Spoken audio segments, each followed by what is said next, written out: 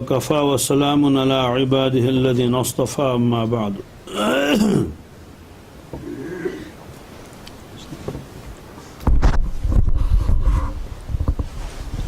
أعوذ بالله من الشيطان الرجيم. بسم الله الرحمن الرحيم. أولئك على هدى من ربهم وأولئك هم المفلحون. صدق اللہ المولانا العظیم. یہ سورہ بقرہ کی 5ویں آیت ہے. شروع میں اللہ رب العزت نے فرمایا یہ کتاب ہدایت ہے کن کے لیے؟ متقین کے لیے، پرہیزگاروں کے لیے، اللہ تبارک تعالیٰ سے ڈرنے والوں کے لیے. پھر ان کے صفات کا بیان ہوا کہ ان کے اندر کیا کیا صفتیں ہیں. فرمایا ایک صفت ہے ایمان بالغیب، ایمان دوسری صفت فرمائی کہ وہ نماز کے پابند ہیں، وَيُقِيمُونَ الصَّلَاةَ. تیسری صفت فرمائی کہ جو کچھ ہم نے ان کو رزق دیا ہے اس میں سے وہ خرچ کرتے رہتے ہیں. وَمِمَّا رَزَقْنَاهُمْ يُنْفِقُونَ. پانچویں صفت فرمائی کہ جو کچھ آپ کے اوپر نازل ہوا یا رسول اللہ صلی اللہ علیہ وسلم اور سب پر وہ ایمان لا چکے ہیں. اور وَمَا أُنزِلَ مِن قَبْلِكَ، آپ سے پہلے جو کچھ نازل ہوا ہے اس پر بھی وہ ایمان لا چکے ہیں. آپ سے پہلے سے مراد ہے پہلی کتابیں تورات ہے، انجیل ہے، دوسری چیزیں ہیں زبور ہے. وَبِالْآخِرَةِ هُمْ يُوقِنُونَ، اور آخرت کے اوپر ہم یوقنون، انہی لوگوں کا تو یقین ہے. ہم کی بحث بھی آئی تھی کہ ہم کیوں فرمایا، اضافہ کر دیا اللہ تبارک نے. ہم یوقنون، پہلے آخرت کو لائے پھر اس کے بعد ہم، یعنی اصل یقین تو انہی لوگوں کا ہے آخرت کے اوپر. یہود و نصارہ کا عقیدہ آخرت کے اوپر ایسا نہیں ہے جیسا ایمان والوں کا ہے. اس کی تفصیل آ گئی کیونکہ وہ کبھی کہتے تھے لن يدخل الجنت الا من كان هودا او نصارى، جنت میں تو یہودی جائے گا، یہ یہود کہتے تھے. نصارہ کہتے تھے بس نصارہ جائیں گے اور کوئی نہیں جائے گا. یہود تو پھر بھی تھوڑا سا اگر کبھی ڈر ہوتا کہ دوزخ ہے، کہتے 40 دن کے بعد تو چھٹی ہو جائے گی. کبھی کہتے تھے کہ زیادہ سے زیادہ 7 دن تک دوزخ میں رہیں گے، پھر کسی یہودی کو دوزخ میں رہنا ہی نہیں. نصارہ نے تو بالکل ہی انکار کر دیا، انہیں کہا کہ ہم کو تو دوزخ دیکھنی ہی نہیں ہے چاہے کوئی کچھ بھی کر لے. کیوں؟ اس لیے کہ کفارہ کا عقیدہ انہوں نے گھڑ لیا کہ عیسیٰ علیہ السلام ان کے عقیدے کے اعتبار سے جو ان کو سولی دے دی گئی اور ان کو پھانسی پر لٹکایا گیا، ان کے عقیدے کے اعتبار سے وہ تو سارے انسانوں کا کفارہ تو بن گئے. جب کفارہ ادا ہو چکا ہے تو پھر عذاب کس کو ہے؟ عذاب کسی کو نہیں. اسے ان کا عقیدہ یہی کہ حساب کچھ بھی نہیں ہے، معاملہ ختم، بس مرنے کی دیر ہے، مرنے کے بعد سیدھے ہی جنت میں جائیں گے. اس لیے اللہ تعالیٰ نے فرمایا کہ اصل عقیدہ جو آخرت کا ہے کہ حساب ہے، حساب کتاب ہے، پولیس صراط ہے، وہاں سے گزرنا پڑے گا اور پھر اعمال ناموں کی تقسیم ہوگی، اور یہ خوف بھی ہے اور امید بھی لگی ہوئی ہے. یہ سب ایمان والوں کی خصوصیت ہے اور بس یہی ہے ہم یوقنون. اصل عقیدہ، اصل یقین تو انہی کو ہے، ایمان والوں کو. اس کی تفصیل تو آ گئی. گویا کہ اس کا خلاصہ یہ ہوا کہ اصل یقین والے تو یہی ہیں. آگے فرمایا اولئک علی ھدی من ربہم. یہ اولئک کیا ہے؟ یہ اولئک اسم اشارہ ہے بعید. اس سے پہلے اسم اشارے کی بحث آئی تھی. ھذا قریب کے لیے آتا ہے، واحد کے لیے. ھذا، ھذانی، ھؤلائی. ذالک، ذانک، اولئک. اولئک اسم اشارہ بعید ہے. تو اللہ تعالیٰ فرماتے ہیں اولئک علی ھدی من ربہم. اولئک یہی لوگ. کون لوگ؟ یہی جن کا تذکرہ ہوا، جن کے اندر یہ صفات ہیں کہ ان کا ضمیر زندہ ہے، خوف خدا سے دل بھرا ہوا ہے، اس مادی دنیا سے پرے جو دوسرا عالم ہے، عالم غیب، اس پر ان کا اعتقاد ہے.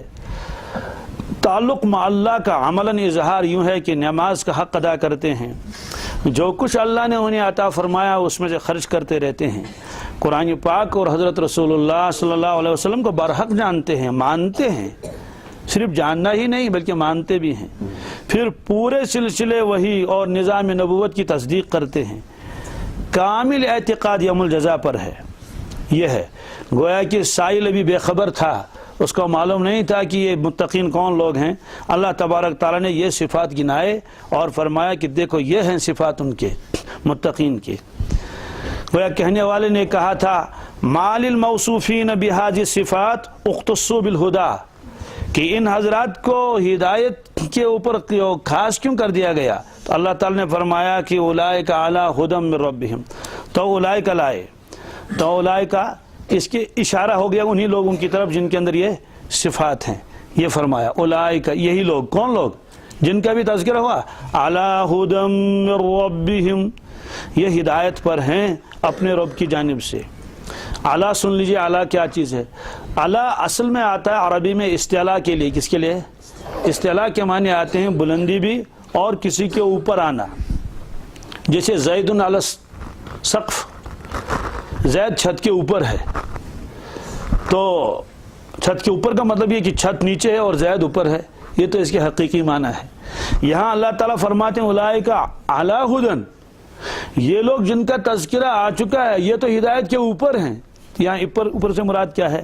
گویا تشبیہ دے دی، جیسے کوئی شخص کسی سواری پر سوار ہوتا ہے اور وہ سواری اس کے قابو میں ہوتی ہے اور گویا کہ وہ سواری کے اوپر ہے، سوار اوپر ہے سواری نیچے ہے، تو تشبیہ دے دی ان لوگوں کو جن کا تذکرہ اس میں آ چکا ہے۔ اولئک علی ھدی من ربہم، یہ اللہ تبارک تعالیٰ کی جانب سے ہدایت پر ہیں۔ تشبیہ دے دی، کیا تشبیہ ہے اس میں تشبیہ ہے کہ ہدایت پر یہ اتنے جم چکے ہیں کہ اب ہدایت سے ہٹنا ان کے لیے کیا ہے؟ ناممکن ہے۔ اس لیے ایسے زبردست سے غالب آ چکے ہیں ہدایت کے اوپر، ان کے پیر اتنے مضبوط ہو چکے ہیں، جم چکے ہیں، ایسے صفات ان کے اندر ہیں، یہ گمراہ نہیں ہو سکتے، یہ فرمایا۔ اور یہی اعلیٰ اللہ تبارک تعالیٰ نے اللہ کے نبی صلی اللہ علیہ وسلم کے لیے بھی استعمال فرمایا کہ وَإِنَّكَ لَعَلَىٰ هُدًى مُسْتَقِيمٍ، یا رسول اللہ صلی اللہ علیہ وسلم آپ تو صراط مستقیم کے اوپر ہیں، یعنی مطلب آپ تو بڑے مضبوط ہیں، صراط مستقیم کے اوپر ہیں آپ، گویا آپ غالب ہیں۔ اسی طرح فرمایا وَإِنَّكَ لَعَلَىٰ خُلُقٍ عَظِيمٍ، کہ آپ تو اخلاق کے بہت ہی بلند معیار پر ہیں۔ اس کو اخلاق کہنا ہے، اخلاق نہیں۔ عام طور سے استعمال ہوتا ہے نا، اس کے اخلاق اچھے، اخلاق لفظ نہیں، اخلاق مصدر ہے، اس کے معنی پرانا ہونا۔ یہ اخلاق جمع خلق کی، کس کی؟ خلق معنی اچھی عادتیں، اس کی جمع اخلاق۔ تو جیسے ایک کتاب آتی ہے اخلاقی کہانی یا اخلاقی کہانیاں، تو اس کو لوگ پڑھتے ہیں اخلاق نہ پڑھنا، اخلاق پڑھ لینا، یہ زبر ہے۔ تو اللہ کے نبی صلی اللہ علیہ وسلم کو فرمایا گویا کہ اخلاق اور خلق وہ ایک سواری ہے، آپ کا معیار اس سے بھی بہت اونچا ہے، یعنی آپ کے اخلاق کا کوئی اندازہ نہیں لگا سکتا۔ اس آیت کی اس وقت تشریح مقصود نہیں ہے، صرف اعلیٰ بتانا ہے۔ تو اللہ تعالیٰ نے یہ کیا فرمایا اولئک علی ھدی، یہ تو ہدایت کے اوپر اتنے مضبوط ہیں، یعنی اب یہ جو ہے وہ گمراہ نہیں ہو سکتے، ان کے قدم اتنے مضبوط ہیں۔ اولئک علی ھدی من ربہم، ھدی یہ نکرہ ہے، نکرہ کا مطلب یہ ہے کہ اس پر الف لام نہیں ہے، تنوین ہے اس پر۔ تو تنوین کی بہت ساری قسمیں ہیں، تنوین برائے تعظیم، تنوین برائے تنکیر، تو یہاں تنوین برائے تعظیم ہے۔ علی ھدی، اس کے معنی ہے کہ یہ ہدایت کے بہت ہی اونچے مقام پر ہیں، عظمت پر دلالت کرنے کے لیے ھدی کو نکرہ لائے۔ جیسے انا ارسلنا الیکم رسولا، اے رسولا عظیما، رسولا عظیما، تو یہ عظمت پر دلالت کرتا ہے۔ اولئک علی ھدی، یہ لوگ تو ہدایت پر ہیں اور بہت ہی بلندی پر ہیں، بہت ہی عظمت والے ہیں۔ من ربہم، یہ کہاں سے ان کو ایسی ہدایت کیسے مل گئی، کس نے دے دی؟ من ربہم، یہ اللہ کا خصوصی انعام ہے، یہ اللہ تبارک تعالیٰ نے اپنی جانب سے ان کو عطا فرمایا ہے۔ وہ اس میں یہ بھی ہے کہ اگر کوئی آدمی ہدایت کے اوپر ہے اس کو غمنڈ اور غرور نہیں کرنا چاہیے کہ جناب میں تو ہدایت یافتہ ہوں، पक्का नमाजी हूँ, आखिरत पर मेरा पूरा यकीन है, ज़कात भी देता हूँ, हज भी किया है और सारी चीज़ कर लेता हूँ, तो डरता रहे। क्यों? फरमाया मिर रब्बिहिम, ये अल्लाह की जानिब से है, ये अल्लाह की मदद है तुम्हारे साथ, ये अल्लाह का एहसान है तुम्हारे ऊपर। तो ये समझे कि जो कुछ मेरे पास है, चाहे नमाज की तौफीक है, चाहे जो माल मुझे अल्लाह ने दिया है, जो ईमान की कैफियत मेरे दिल में है, मिर रब्बिहिम, ये उनके रब की जानिब से खसूसी इनायत उनके ऊपर है। ये फरमाया व उलाइका हुमुल मुफ्लिहून, और यही लोग हैं कामयाब। यहाँ अल्लाह तबारक ताला ने उलाइका अला हुदम मिर रब्बिहिम के बाद वाव और बढ़ा दिया, उलाइका अला हुदम मिर रब्बिहिम उलाइका हुमुल मुफ्लिहून। ऐसा भी हो सकता है वाव को अलग से बयान किया, तो मुफस्सिरीन किराम ने इसमें अजीब अजीब नुक्ते लिखे हैं, ये वाव को बयान अलग से क्यों वाव को बढ़ा दिया। ज़ाहिर सी बात है इल्मी बहसें तो यहाँ बतानी नहीं है, सिर्फ इशारा काफ़ी है, इसलिए कि इल्मी बहसें जितनी भी हैं वो तो मैं छोड़ देता हूँ। जी बस इतना समझ लेना है कि जब दो जुमलों के दरमियान या दो कलमों के दरमियान जो वाव बढ़ा दिया जाता है, वाव की बहुत सारी किस्में हैं, उसमें एक किस्म है उसको कहते हैं वाव आतिफा। क्या? वाव आतिफा। आतिफा के माने आते हैं ये जोड़ है, आतिफ है। वाव से पहला जुमला जो हो उसको मातूफ अलैह कहते हैं, वाव के बाद जो आता है उसको मातूफ कहते हैं।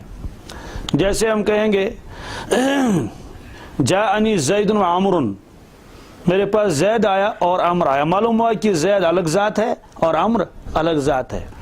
तो अल्लाह ताला फरमाते हैं उलाइका अला हुदम मिर रब्बिहिम, ये लोग हिदायत पर हैं अपने रब की जानिब से, परवरदिगार ने इन्हें तौफीक अता फरमाई है।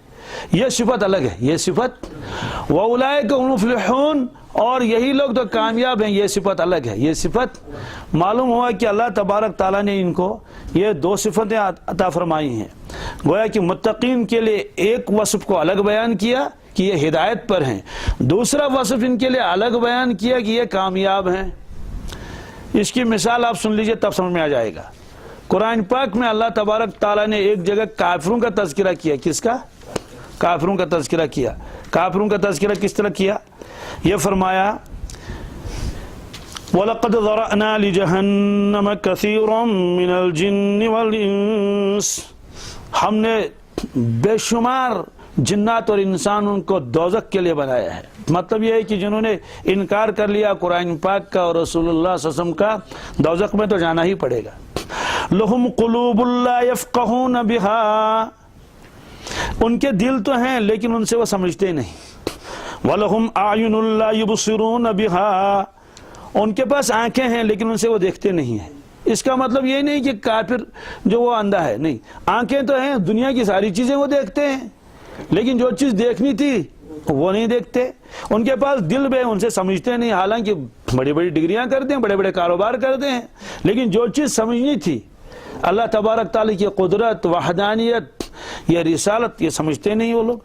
वलहुम आज़ानुन ला यस्मऊन बिहा, उनके कान हैं लेकिन उनसे सुनते नहीं, हालांकि हर काफिर सुनता है।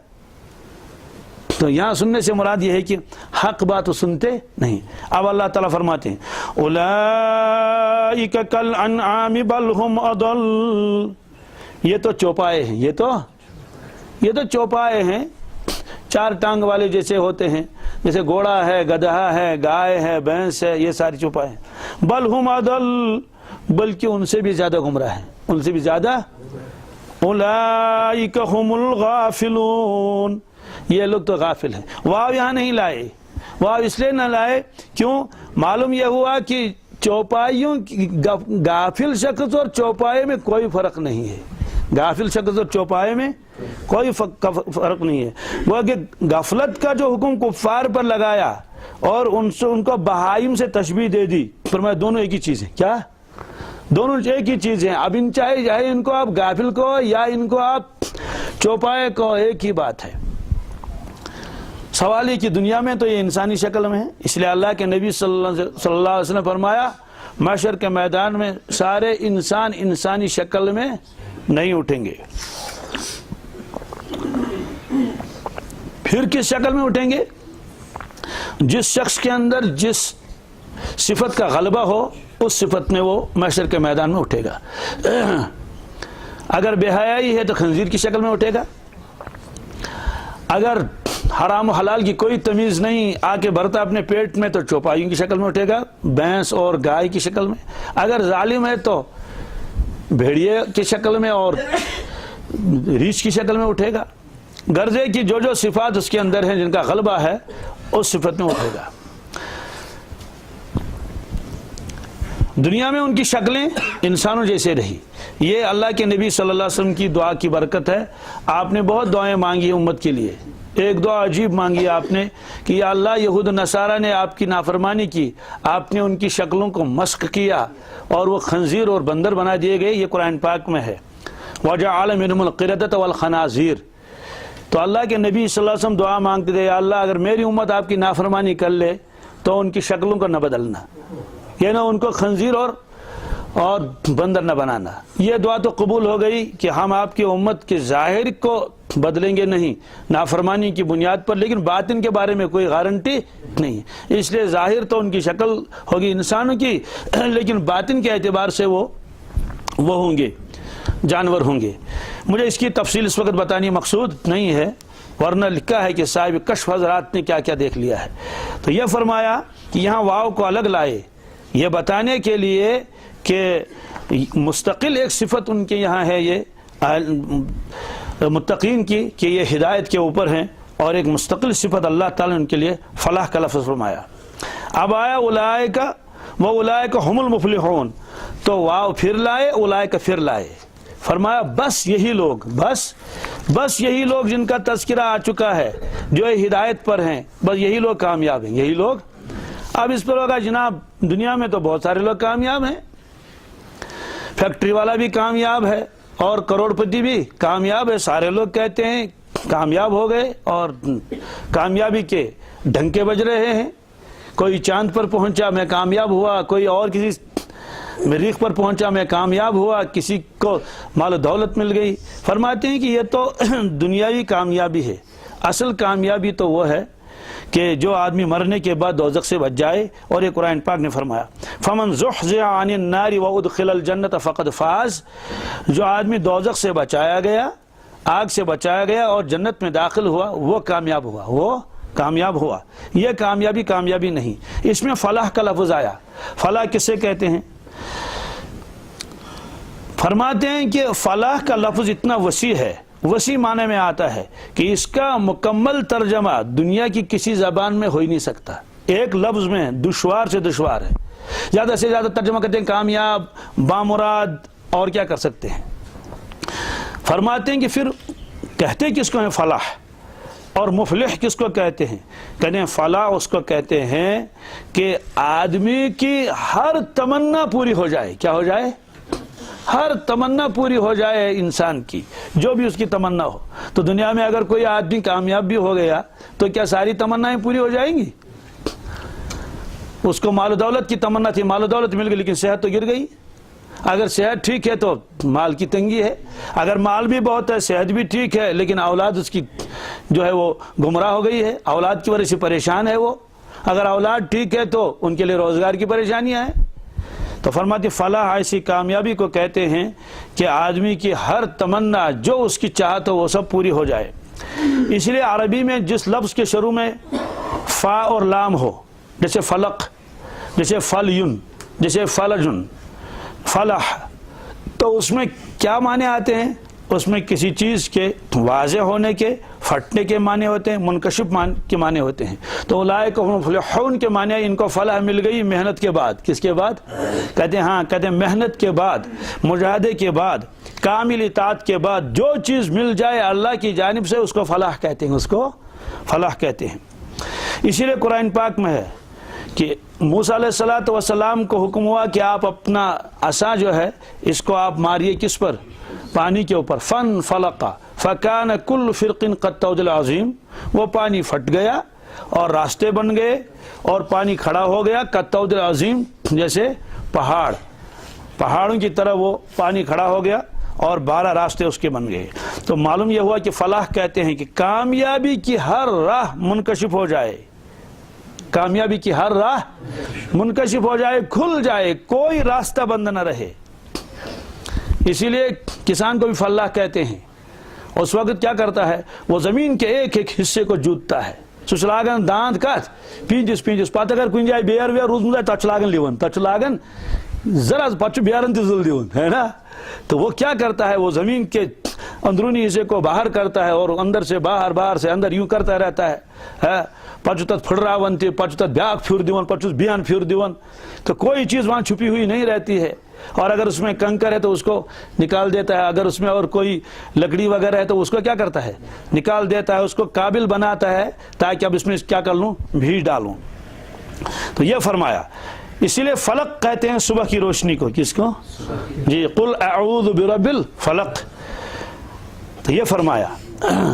تو مفلحون اس کو کہتے ہیں کہ جس کے بعد ایسی کامیابی، اس کے بعد غم نہیں، اس کے بعد۔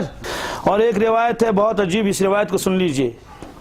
یہ حضرت انس رضی اللہ تعالیٰ عنہ روایت فرماتے ہیں، رسول اللہ صلی اللہ علیہ وسلم نے فرمایا، قیامت کے دن دوزخیوں میں سے ایک لایا جائے گا جو دنیا میں بہت ہی زبردست آرام اور راحت میں تھا، بڑے نعمتوں میں پلا تھا۔ کاشر پٹ زاں اسن کل دو تہ کورمت کی کر فرعونس کل دو تہ کورن زاں، اس شخص کو لایا جائے گا، نعمتوں میں رہا، کبھی بھوک نہیں، پیاس نہیں، تنگی نہیں، پریشانی نہیں، دکھ درد نہیں، کوئی غم نہیں، کوئی مصیبت نہیں۔ اس کو لایا جائے گا، فیسبغ فی النار صبغتن، بس ایک ڈبکی لگا دی جائے گی آگ میں۔ کس میں؟ اللہ تعالیٰ فرمائے یمن نیوک ملکو یہ نیون اکے ڈونگ دیجیس کت مز نارس مز۔ اکس روایت مز ات کٹھ ہسا رنگ ساز پلوس تراون کت مز رنگ ڈلس مز، بس اکے ڈونگ دیس واپس کھڑ جان تک۔ یل تر مز ڈونگ دتس کھوڑک واپس، تت کیا رتبہ کایا جہنمک نار نہ جیت اگر دنیاک نار اخ سٹی بتس پتہ چھ رٮ۪تہٕ وادن ٹھیک گژھان، اس لیے ختم نیون کرت سورے گوس بی زندہ تھی ماز واز آس۔ ثم یقال یا ابن آدم حل رأیت خیرا قط، پھر اسے کہا جائے گا اے ابن آدم بتاؤ تم نے کبھی آرام اور راحت دیکھا ہے؟ نہیں دیکھا۔ آرام چھتا وشمت زاں کن؟ حل مر بک نعیم قط، کیا کچھ نعمت آپ نے کبھی دیکھی ہے؟ کبھی زندگی میں آرام، راحت، مزہ کچھ دیکھا ہے؟ زندگی میں زاں سے آرام وشمت۔